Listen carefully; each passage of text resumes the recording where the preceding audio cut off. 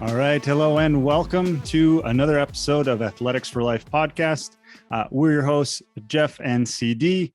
And in our show, we like to interview interesting guests in the world of sports, athletic directors, former alumni, just to talk about the lessons learned through sports. We're both athletic directors in Mongolia, always looking on ways to improve our programs. So this gives us an opportunity to pick other athletic directors' brains and kind of steal their best ideas for our personal use. So Jeff, why don't you go ahead and introduce our guest today? Yeah, sure. Yeah, so today, in this season, we are traveling through Asia, and we try to tackle every country in Asia, Southeast Asia, to interview ADs. And today we can actually go 2 countries, just to have a little bit of a shortcut today. We are interviewing Andy Dean. Andy is currently in Kazakhstan, but he also worked in Myanmar before here. I met Andy back in China, where we were both working in the Guangzhou area. Great guy, great AD, a great PE teacher, and just a very nice person in general. So it's great. I'm very excited to catch up with Andy, to see how he's doing, and to let him share his philosophy on sports. So yeah, we're going over to Andy, and enjoy the podcast. Enjoy.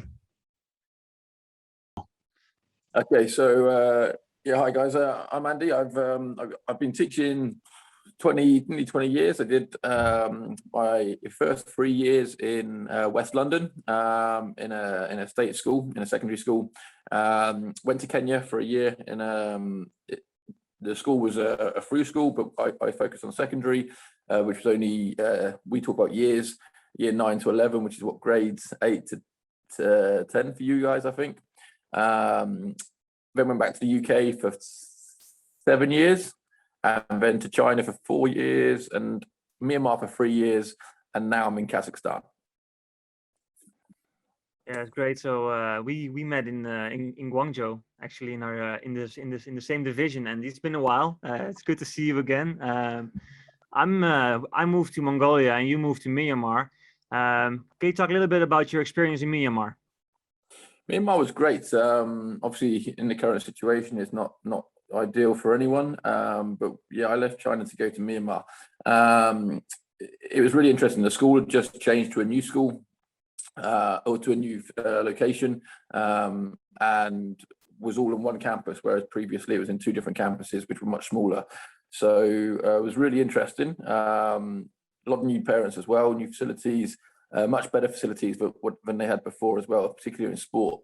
So there's quite a big expectation, I guess, in that sense, and really enjoyed it. And the sport became, I think, obviously I'm a bit biased, the folk or the hub of the school, and one of the key selling points, but I think everyone was involved in it from year 1. We had a year 1 swimming team all the way up to the oldest students. And we put on something pretty much every year group as well. So sport was like a real focus in the school. Obviously, since COVID kicked in, everything's changed. And Myanmar are actually still online now. So they've been online for 18 months now, which is crazy. And obviously with the current issues in Myanmar, the chance of that changing is pretty bleak at the minute. So we'll have to wait and see what happens there.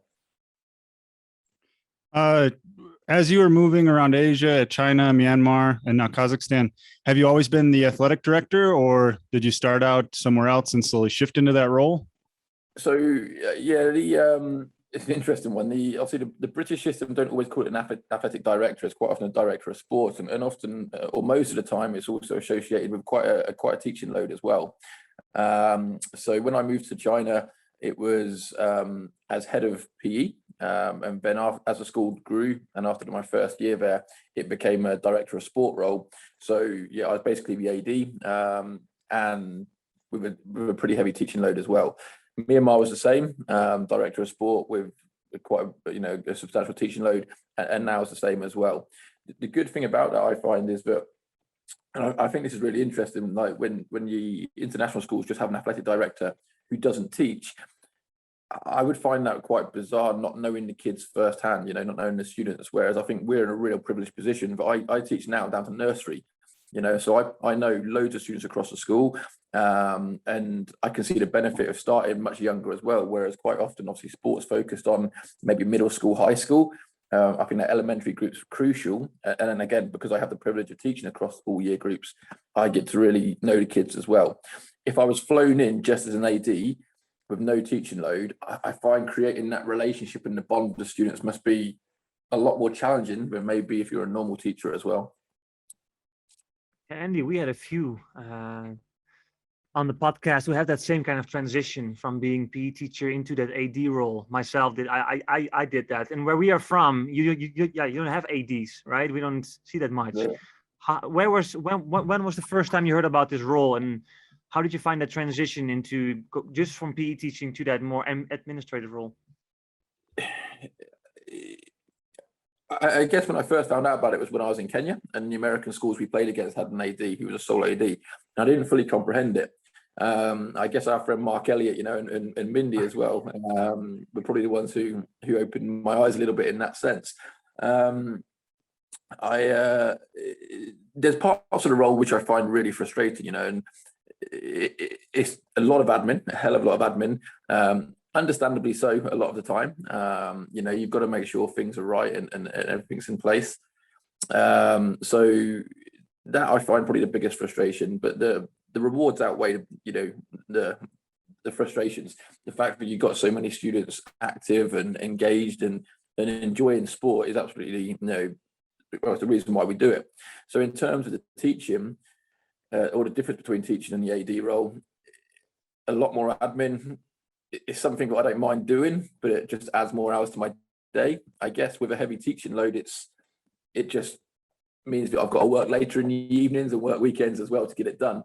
So it's not a massive problem. It's understandable, but I think teaching with the AD role is the best thing. The one thing I would say is that when the AD role that I've probably done in the past hasn't been necessarily all the other aspects as well. So again, I'm talking about Mark Elliott. He ran the music side of it as well, and all of that side. I don't touch that sort of side, So they've got their own director of performing arts or director of music who takes sole responsibility for that area.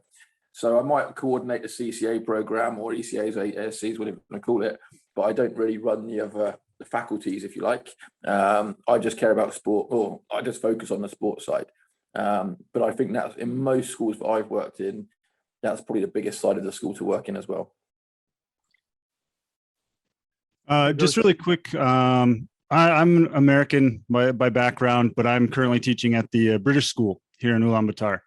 And so I've kind of had to make that transition to, from an American perspective where there is ADs, to more of the UK kind of perspective and try to understand where a lot of the teachers are coming from, whether they're first year teachers or, fresh from the UK, first international post. How's it been for you being from the UK to then go into an athletic director role and athletic department role, where a lot of times these international schools, the model is similar to how it is in the States, right? Sports are a part of schools, that sort of stuff.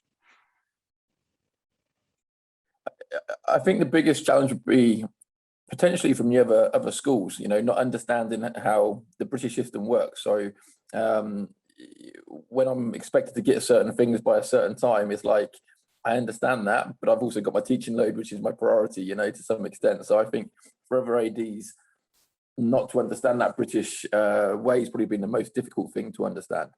The one thing that and I said this week actually to a colleague of mine, the seriousness that everything's done, and I don't know if it's the same there in Mongolia, but when we went to China, I was a bit taken aback by the conference and the handbook that we had. And it was so, blunt and to the line and tells you exactly what to do. In the UK, when you might pitch up for a football match after school and say, oh, it's pretty cold today, we'll play 20-minute halves, or it's a nice day, we'll play 25-minute halves or whatever. And yet, when we came to China, it's very much, you do as the handbook says. And I followed that on, to be fair. And I think that's a really positive part of probably the American, background and seriousness that they take the sport. And so that's certainly something that I've been really impressed by. But in terms of the differences, I would say, just the expectations of what a teacher has to do and an AD has to do. But I guess the other thing also would be the difference in the admin side. So, and again, you guys can correct me if I'm wrong. Yeah, the ADs in American schools are very high up, I guess. And I'm not saying they're not in the British system, but they're part of the leadership team, more or less, is how I would see it. They run something across the whole school, and they've got their own budget and all of that stuff, which is great. But in a British system, I would say it's slightly not as high profile. Sometimes it depends on the school, but I would say, that's probably the main difference of it. It's not as high profile, and a couple of frustrations in terms of the American systems doesn't always flow, I guess, and link in with the British system too well. Yeah, I think for both of us, Andy, it was pretty interesting going to China, and then you're sitting there with Mindy and with Mark. If you're watching Mindy, Mark, hi, I hope you're doing well. But they knew everything, the handbooks and the strict rules, and it was good for us to learn. I was a bit sometimes afraid of them because they knew so much, remember? It was interesting times. Yeah. Andy, can you talk a little bit about where you're right now? You moved schools and now you're in Kazakhstan, right? That's right. Yeah. So we're in Astana, the capital of Kazakhstan. Sultan. We've been here just over a month, and so far everything's good. So I'm working at the Haileybury School. There's two schools of Haileybury in the country. One's in Almaty, the old capital, and one's in this new city. Again, director of sport role. The school's about 700 students. And that's through school from nursery up to year 13. Again, probably about 40% international students, maybe 60% local, or when I say local, could be Russians as well, Russians, Kazakhs, and this sort of area. And so far so good. Facilities are great. The city is amazing. The one thing that everyone keeps talking about is the winter. I think this is the coldest capital city in the world. And so it gets down to minus 40 or so in the winter. So all good so far. Okay, give me another couple of months and I might have a different answer. But yeah, we're looking forward to it. I find that Central Asia, we're in Mongolia, Kazakhstan's got a lot of similarities, right? We get down to negative 40 as well. Have you noticed any big differences culturally, whether it's between the country that you're in or the schools that you've been at, between kind of China, Myanmar, and now Kazakhstan or Central Asia? In terms of what, lifestyle, or in terms of school? Either or. I mean, you've been there a month, so you've probably slowly starting to make some realizations.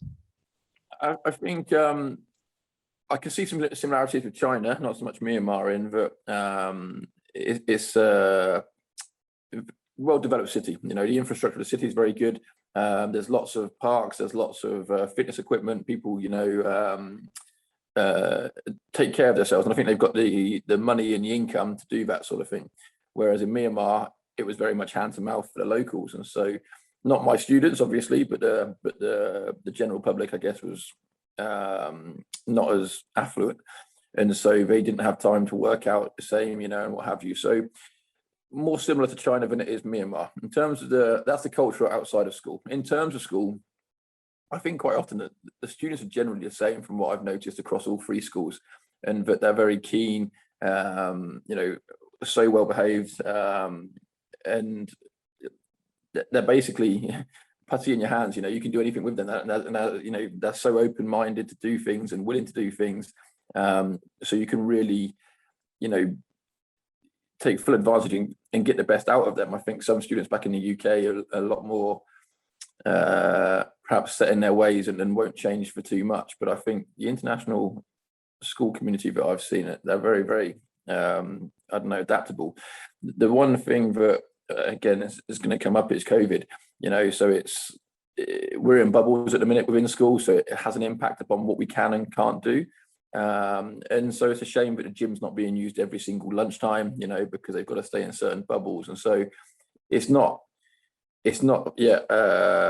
as I would like it, I think that's a culture that hopefully will change, obviously post-COVID as well. But certainly it's positive so far, and I think the students will be more able to do. Obviously, when COVID goes, they'll be more willing and able to do things which will make me even happier. And you're the director of sport over there. Is that the teaching load, full PE, and also the athletics director job? Yeah, so I think it's 19 periods a week out of 30 I'm teaching, and then the AD role on top. Yeah, obviously the AD role at the minute's a little bit sort of on hold with COVID. You know, we're trying to do things. We've done things in the past as well, which is kind of online or virtual. You know, we spoke about eSports as well. So yeah, it's that side of it is not fully functioning, I guess, at the minute. So I'm quite fortunate that I've got an easy entrance, and I can just focus on the teaching, and then hopefully in the next couple of months I can focus on the AD stuff. Have you already did something with eSports, Andy? Because we talked about it, remember? So did you already do something with it, or not yet? So it's in my past school in Myanmar. We ran an eSport CCA. So every week after school, we played Rocket League. We kept it really simple. Just again, when we spoke, it was about cross-platform stuff, what games were good, and what games I could play as well, and sort of oversee it. So Rocket League was the easiest one for us.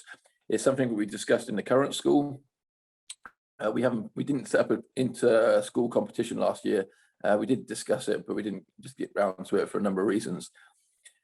Currently, I'm speaking to the tech department here, and we're coming up against a few barriers with laptops and the speeds and what have you, the criteria that we have to run the games.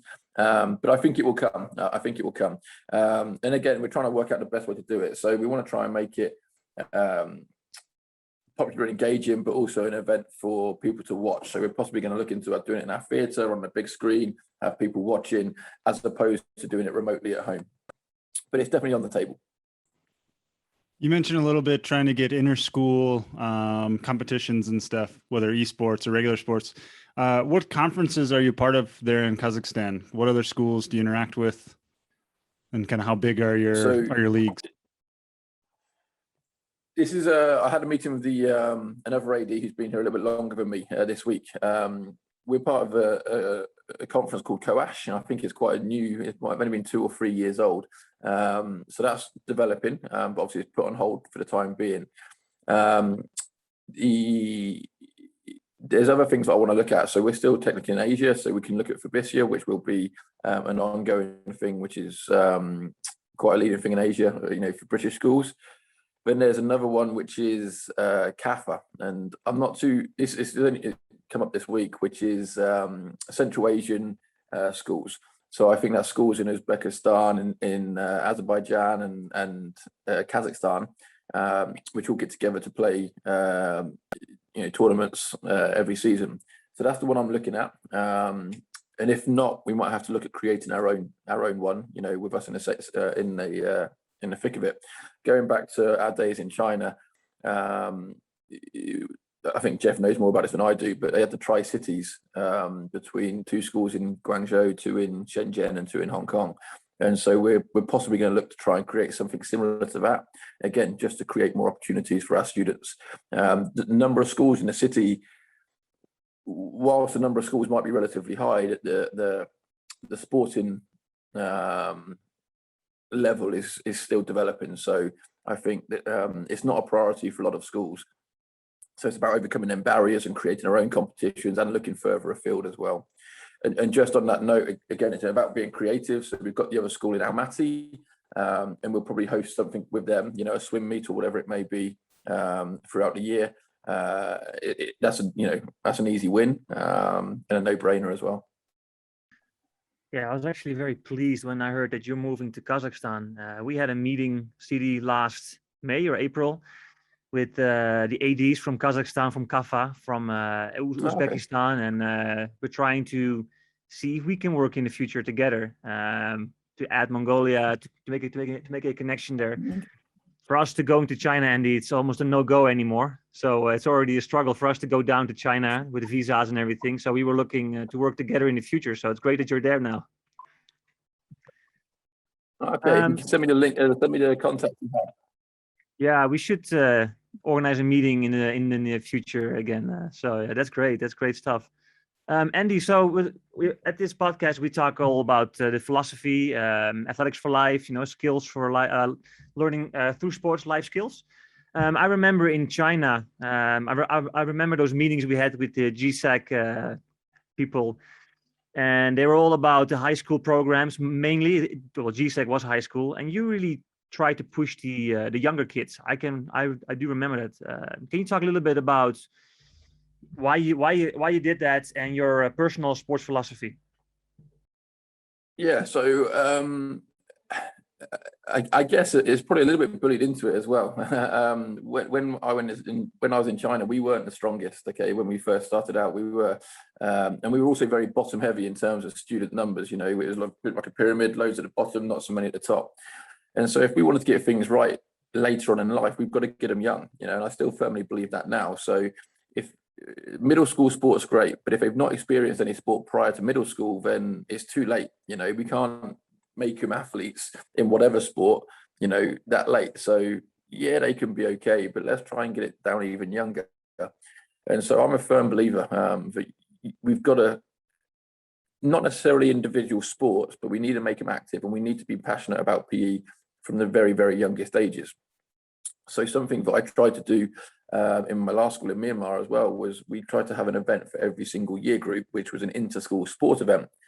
Some of it was not competitive, it was just, I can't remember what you got, exchange, where guys would just come down and we just play, and it would be random things. So it might be athletics for the younger ones. Again, everyone can run, everyone can jump, everyone can throw something, so it's modified activities. It's not necessarily using a real javelin or whatever. And then with year 2, we did a multi-skills event. So it's all about agility, balance and coordination, relays and stuff again. So it might just be carrying a ball on a bat, up and around a post like a relay.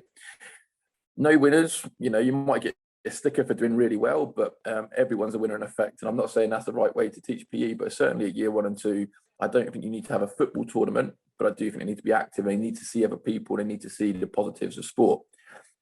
And then I think from there, it just develops up, and then you can start introducing sports at year 4, 5, 6, and then when you get to 7 and middle school, they should be more prepared and more aware of what's going to happen. And that will feed through up till, the high school ages as well. So I think it's crucial. We've got to get them younger. I also think parents want it as well. In a lot of the cities I've worked in, there's nothing else outside of school for kids to do, weekends. So school is their Saturday morning club. When I used to play Sunday morning football when I was a kid, and Saturday was something else. So the schools do that. So I think it's part of the community and probably the responsibility that we have as PE teachers as well. So yeah, that's probably where it comes from. And I would say a little bit of it was, I don't want to say bullied, but the relationship I've got with a lot of the parents from previous schools is really, really positive, and I think they appreciate what we were trying to do with the younger kids. So, and again, in my last school, we had a swim program in my first year for year 4 upwards, I think it was. And one of the bits of feedback we had was, why isn't it open up to year 1? And so we changed it the following year. And again, the amount of positive, response we got from it from parents was great, and you get the parents on side, but they're going to start working for you as well. So I think it's crucial from a number of different aspects. But going back to what my philosophy is, I want every student to leave me. And when I say leave me, that might be, if they change schools at year 4, year 5, whatever, or when it's year 13, I want them to leave PE with me, making sure that they continue to do something physically active for the rest of their life.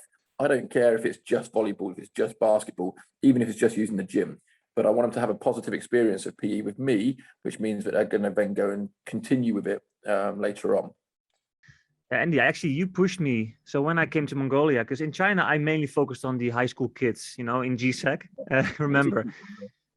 But when I came here, I really pushed the lower kids, the primary kids. And I think that saved me now, because I have so many kids involved, even because we're still in COVID, but it's a little bit better now. But I think we have a small school, but so many kids involved because they came through the younger ranks and they move up, and I think that saved me right now. So thanks for that. No worries. I'm glad it's worked. I think it's absolutely crucial. The other thing is, when coming into a new school like now, the high school kids, they're great, don't get me wrong, but they're only going to be here for 1-2 years more. You can't change them that much now, so I can still have a positive experience with them. But if I get them kids lower down, I can change them and easily, much more easily. And the other thing, and again, the way the high school sport ran, it was so serious, which is great. But I think sometimes kids just want to go, I'm a basketball player, I'm a football player. And I'm very much anti that, especially in the school sizes that I've worked in. You can't just have a basketball player. You've got to be an all-rounder. Great if you're the best basketball player, but still try other things as well. And I think with the Olympics, I'm reading so many more articles. Actually, the American US Open winner, Emma Raducanu, I was reading about her yesterday, saying that she did every sport, up until about 16, and then she went, tennis. And every sport benefits every other sport. Yeah, definitely.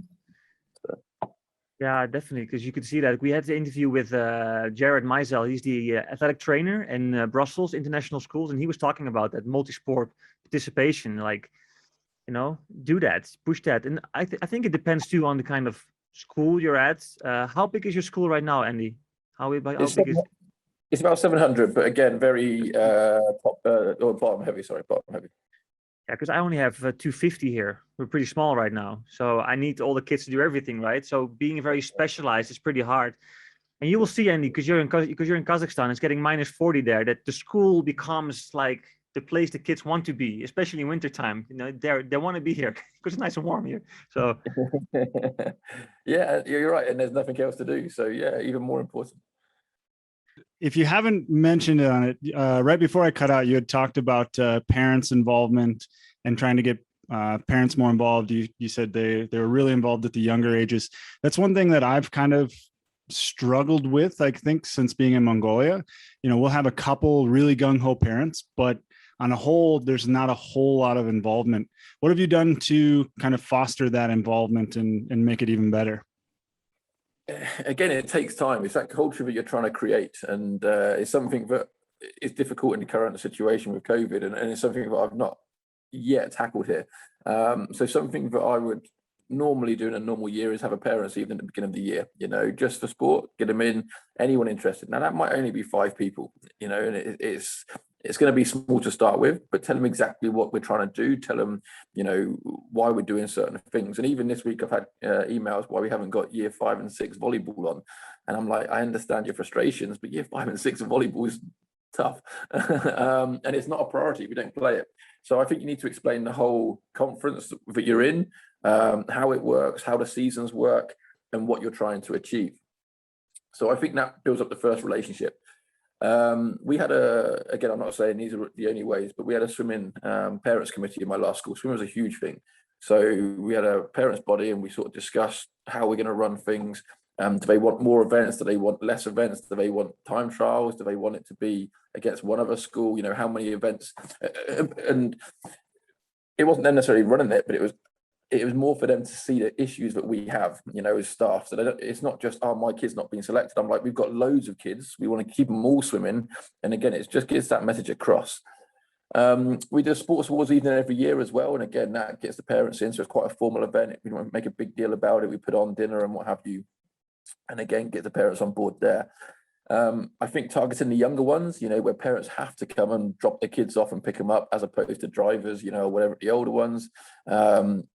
It means they've got to be there and go out of their way. And then I guess just when there is an event, make it a family-friendly event. And something that worked really well previously as well was you just get a couple of parents on board and then word gets around, and they'll start talking to each other and it does become a community. And even now, I would, the last time we did a swim event, I ran a swim event and turned around and these parents have got tables, chairs there. They're having all the food. Kids are just going up to this table and getting food. And I'm like, where's this come from? And it's without me even having to do anything. The parents just do it. And, I would be doing some kind of table and they would just bring me a drink and prop it down next to me, and that was the kind of relationships we had, but it was so positive. But it's all them small little things. So yeah, the meetings, the discussions with them, putting on things for the younger ones, the sports awards evening, and just going out of your way to be extra friendly. Something else we actually did as well, which I don't know what the impact of it was a parent workshop. So for year 1 and 2, we had parents come in, and there's about 40 parents that came in, and we showed them what they do in a normal PE lesson. Okay, so we basically taught these adults PE, and they could see what we were doing and why we were trying to do it. And again, that was meeting 40 new parents that I've never seen before at year 1 and 2, and they knew who I was. They understood what we were trying to do, and they could then go home and support us at home. And it was just simple things, hand-eye coordination, whatever it may be. But when they're in the car on the way home, they can encourage it as well. So, you think about what all the other subjects do around school, English, math, science, and they tell parents what to do. PE never does. So let's celebrate what we do and get that message out there. Andy, were those most like international parents or also more the local parents? Because I think we struggle mainly with to get the Mongolian parents inside. I do. Can you talk a little bit about that? A bit of both. I'm just thinking now. In China, all our parents were technically expats because they had to have an international passport, but they were Chinese heritage, but they had probably an international background. So that helped. I think in Myanmar, it was for swimming particularly, was very much local. They really valued the swimming. They would come to other events. They came to all the basketball and all the football and the volleyball stuff. Probably more so basketball and volleyball than football, but they always came and watched. But the big effort was really made for the swimming, and that was mainly the local parents. Do you run any meetings with your students too, Andy, to share the philosophy or? Not yet. This is something that we're currently up against at the minute. So because of the bubbles and because of I'm also what you would call a homeroom teacher, I literally don't have any time to go and meet the kids. So if I'm going to put on a meeting, it has to be at lunchtime, which again, I question how many kids come. So it's on my to-do list, but it's something that I will tackle. But like I said earlier, I think it's a case of getting the roll up and going, and then hitting it. Probably after Christmas, I'll really try and hit things, I think, and hopefully kids can get on board. I was speaking to a couple of kids individually and making them feel special and wanted. And I think, we discussed last week, bring a friend to volleyball or whatever it may be from the kids, and we'll give them a reward. So I've not had the meeting yet, but we put a few feelers out, and we're trying to do things to raise the profile. But the kids chat will come when fixtures probably really kick in. You mentioned a little bit about the bubbles that you're in now. What does the future look like for sports and athletics with COVID and the protocols? Do you have any kind of plans in place? Do you have any goals set? What do you think you'll be able to do? Not at the minute. It's all led by the Ministry of Education, like it is in most countries, I guess. So what I think the current rules in Kazakhstan are no indoor sports are allowed unless they're of a certain level, elite level. So we can't play against any other schools indoors at the minute because of that rule. Arguably we could play outside, but obviously the weather is not conducive to that. And there's still some question marks over whether we can actually play outside against another school because you're mixing bubbles. So at the minute we're on hold. Within our school bubbles, again, we've got, I think our bubble size is maximum of 25 in a bubble. And there's only so much you can do with 25 kids, who have all different abilities and interests in sport. So it's tough at the minute. Fingers crossed things get better. We were the lockdown here has reduced since I've been here. So hopefully things are getting better.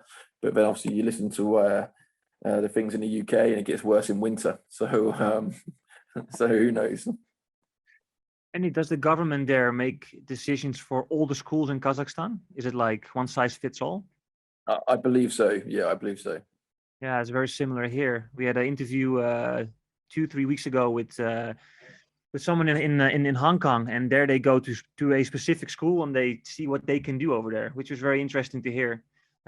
which we hope they would do over here. Actually, that would be very nice. Because Yeah, I've we've got got so all the much more things space, Sorry, I got so much more space than someone else has, like a local school. So I could do so much more here, but it's not here. No, we're exactly the same. We've got all the testing, we've got the hand gel everywhere. It's like you say, loads more space. Less kids than the local schools, but we're still under the same rules.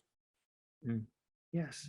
Hey, Andy, so as you grow into your position, into your role, what kind of professional development you do for yourself? Is there anything you keep yourself updated, or you're learning, or anything you do? Always learning, but I think it's about being creative. I think so. I'm currently doing a master's by distance learning in the UK. I sometimes question the value of that in the bigger picture, but it's been quite interesting at times. For me, the best professional development I have is going to other schools. And I don't know if you were there for when we did the CPD stuff in touch rugby in China. So we put on certain things for across the schools. We'll do a similar thing here when COVID's passed. But yeah, so I'll learn things that way. But again, go into different schools. So when I went to AISG and to Youth Deploy, I'd pick up on things that I really like. So maybe it isn't professional development, but it's things that I can see are really good, working around. Like I watch Mark Elliott's basketball practice at times and just pick things up there and take it back to try and copy. But even just things around the school, so how things are, so the way things are set up. So in my first tournament over in China, it was at AISG, and it's just the way that things were set up. I'd never known that. So whenever we do an event afterwards, we make sure we've got the coaches table, we make sure we got the refreshments ready and all of that. So there's nothing specific, but I'm always taking things in from everywhere just to see what I think's best. Yeah, those tournaments at AYSG, American School of Guangzhou, I would just sit there on the just watching and just writing down things that Mark was doing, especially all the protein bars that he would provide. Yeah, that's amazing. That was great. All good. Really quick question. So a friend of mine actually is contemplating applying for an AD position in his school. And he actually asked me just the other day, what's the best thing about being an AD and what's the worst thing about being an athletic director? So I'm curious for you, Andy, you might have mentioned them already, but what's the best and the worst thing about your role? The best thing is seeing the kids active and fun and enjoying sport. That's 100% the best thing. Notice I didn't say winning, I said playing sport. Okay. The worst thing, again, if we're just focused on the director of sport role, I guess the worst thing is, I'm going to be politically correct here as well, is probably cutting the kids as when you can't have a kid play. So we do our best to get everyone active and playing, and we'll try and switch the team around and the squad around each time. But I remember still there was one event where we could only take 20 kids. This was to an overseas trip, and there was one kid, and I still remember very clearly, who was really upset he didn't get to go. Now, that wasn't me being nasty. We could only take 20, so there's always going to be, a few people that didn't make the grade. And this one kid, he was crying. His mum spoke to me, and she was upset. And so it pains me when we have to do that sort of thing. Did you struggle sometimes, Andy? Because I did in China with that different philosophy sometimes. We went to the American school and everything is so well organized. And then I have these kids, a smaller school. I did struggle sometimes with that kind of philosophy boundary between the two. Did you have that too? Like having these bigger programs against smaller programs? And I think you've got to set your goals, and yeah, we did. We always wanted to go and beat AOSG with all respect. No disrespect. They were top dogs. So we always wanted to beat them. Now, realistically, you've got to put it into perspective. Their school was much bigger. They've had better facilities as well. So you've got to set goals and challenges. So, in fact, after I left, I think the high school volleyball team boys beat AISG, and that was like their claim to fame. So I think you've got to be realistic and say what you can and can't do early doors. Here we're one of the biggest schools, and we've got the best facilities. So in that respect, I would say our goals would be very different, and probably winning. We should be top two in everything. So I think it is difficult to get it right, but I think you've got to share that philosophy with the kids as well. Say, look, today we're going to do our best. If we get this many points and so on. And I think if you do that, the kids start to realize what's going on as well. Yeah, and they remember the experience, and it's right, and not the scoreboard, because AYSG was always you drive there and it's going to be a tough day, but at least they remember the memories that the kids have. And you've been overseas for a while now, China, Myanmar, Kazakhstan. What are you most proud of? Some of your accomplishments in the schools? There's too many, to be honest. Nice. Yeah, I can mention one if you want. The one I'll say is people being active, and I think in every school I've worked at, I guess you can't really measure it, but I would say the number of students taking part in physical activity has increased during my time. And I think that's due to the opportunities we've put in, and put on. So, I think that's really the number one thing. But I think more people have been active, and I think they've been doing it with enjoyment and not because of pressure. Yeah, that's pretty good. I can definitely tell you're a PE teacher at heart. You just want the kids to be active and continue to be active, even after they're done.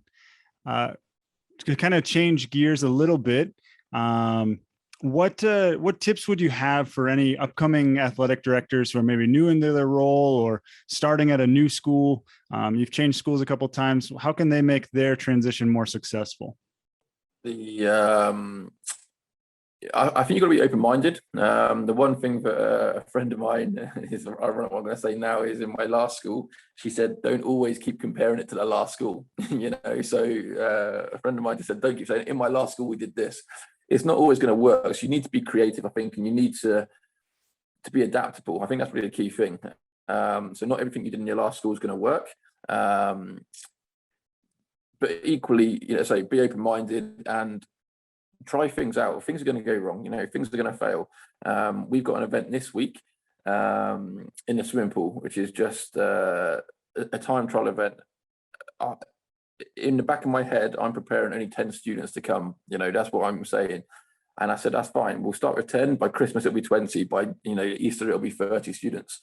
So I think, don't go in thinking you're going to be the big dog straight away. You've got to start small and grow it. So I think that's probably the number one thing. Start small and let it grow, but try things out and don't be afraid to make mistakes, and don't keep going back to in my last school. Yeah, I won't do that. My last school. No.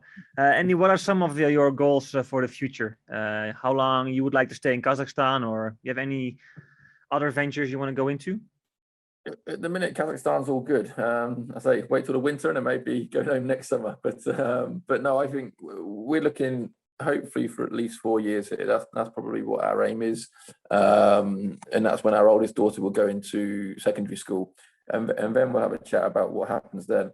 In that time, I'd like to go up the leadership ladder. I've got a few aspirations. I think different schools require different things, but I think I can add value to a school's leadership team.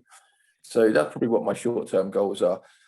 Longer term, who knows what the world brings, So I don't think I'd be teaching in Kazakhstan. So again, open-minded. We've got 2 little girls. That's making sure they're happy and that they're in the best position is all we worry about at the minute. Yeah, and you're saying 4 years, but CD and I have been saying that for a while now. But the winter, you never get used to it, Andy. So let's survive the first winter. Yeah, no, that's we'll see. I say it means I can get skiing. Andy, I'm curious, kind of on a personal note. I too have a couple young girls. How do you balance the work responsibilities and then also your family life? Mum, that's how you balance it out. She's the pendulum. Fortunately, my wife doesn't work at the minute, so it means that I have a lot more. I don't want to say freedom, but it means that I can probably commit more to school as a result. Going back to your earlier question about your, going into an AD role, it's a 24/7 role, So one of the reasons I left Guangzhou, which probably was in hindsight, was I was literally working every Saturday, and it was great fun. I really enjoyed it, but I didn't see my girls at all. And so, yeah, getting that balance right is a tough one. I think now my girls are getting older, they also take advantage of what I'm putting on. So I guess I'm working for them as well to some extent. So the swim thing we're putting on next week, one of them will be in it, so that's me. It sounds bad, but I'm using it as an excuse to spend time with my daughter at the same time, so I don't know the answer is the simple answer, but my wife does a great job, and I do my best, so I think they can see that. But going again, you said about I'm passionate about PE. This is the best job in the world, and if I can make my kids active, then that's great. But I also think, and you might be the same, parents probably expect my kids to be really good athletes because I'm a PE teacher, but I don't want to push them into it. I want to encourage them and I want to give them the opportunities, but that's the opportunities I've got to put on at school. So I'm not going to make them be, a Serena Williams and what have you. I'd love them to be like that, but they've got to do it off their own back. So I'm putting on the opportunities, I guess, and taking them up on it. But my wife's crucial in the whole scheme of things. Great, Andy. Hey, I think we're near the end of our podcast, CD. I think it's been 45 minutes already. Andy, thank you so much for your time. It's been great catching up, and we'll hope that we can do something together in the future. Kazakhstan, Mongolia. We should set something up soon. Yeah, no problem. Let me know. You got my email, drop me a line. Certainly post-COVID, I'm open to everything. Yeah, no, it's great. Thank you, Andy, so much for your time, and have a great day, and let's chat soon. Take it easy, guys. Thanks again. Cheers now. Yeah, thanks, Andy. Nice to meet you. Cheers. Cheers. Bye-bye. Cheers, Andy. Thanks. Bye-bye. All right. So we just sat down with Andy in Kazakhstan. And we kind of hit a couple countries in one there. I feel like, Jeff. Andy's got some experience in Myanmar. Now he's in Kazakhstan. So I think we can check both those off the list, maybe. I think we should do that, definitely. Yeah. Yeah. But no, it was a great interview with Andy. I think both you and I share a lot of the similar philosophies with Andy and how he runs his program, how he runs his PE department. And I think I mentioned this in the interview, but you can definitely tell that he's a PE teacher at heart.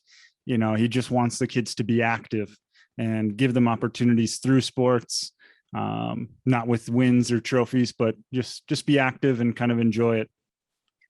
Yeah, for me, it was great to catch up with him. We arrived at the same time in China in 2014. He went to the British school. I went to Udaloy in Zhangjiang. But we had a similar philosophy on sports and being active in general. And having him there in those meetings with me really helped me. I was new to the job, and having all these super experienced athletic directors, and then having us there together, it really balanced that out, actually, I think, really well. And what I remember most of Andy is just his enthusiasm and always having in mind to giving the kids the skills. He was not so focused on the handbooks or the trophies or the tournament rosters or that kind of stuff, but having in mind what it's all about helped me a lot over there. And what I really appreciated by Andy is that he pushed the primary programs when we were there. Our league was all about high school, middle school, not so much primary. So he really pushed that, and I think he established that very well over there. Yeah, and I think you mentioned in the interview too, just the importance of getting them while they're young. And in a way, I think that kind of ties in with getting parents involved, because, primary parents, they love to see their kid doing anything, whether it's, singing off key in a Christmas concert or, kicking a ball around aimlessly. The parents just love to see their kids being a part of something. And so that's where you can kind of start that parental involvement. And then hopefully it will spread kind of throughout your whole program. Yeah, definitely. And he mentioned to have his parents do a PE class or being involved with the sports, right? So that's a great way to connect with them. So that's something that we might introduce in the future. But he talked about starting small, okay? And he did that back in China and Myanmar, I believe, and now, starting with 10 kids. And things will grow. And I think that's always our philosophy too, if we can influence 2 or 3 kids to do something healthy and have and better their lifestyle, then you're a winner already. So yeah, that's great from Andy. Yeah, overall, I thought it was a really good interview with Andy, and hopefully we'll be able to connect with him in the future about maybe some Mongolia, Kazakhstan action once we're past COVID. Yeah, definitely. And Andy, he always reaches out. I reach out to him, and like we said before, reach out to people. We asked him about his professional development. Sorry. And he said actually going to other schools and talking to other ADs or director of sport is more valuable than his master degree in the UK, So reach out and connect to people because you can learn from them. That's why we run this podcast. So for me, it was great to catch up with Andy again. It's been a while, but Andy, thank you so much for your time and being on the podcast today. And let's hope we can meet online soon and face-to-face even sooner.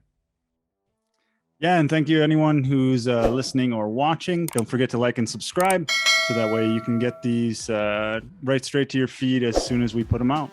Not sure where we're going next in Asia, but stay posted. We'll see you next time. Bye-bye.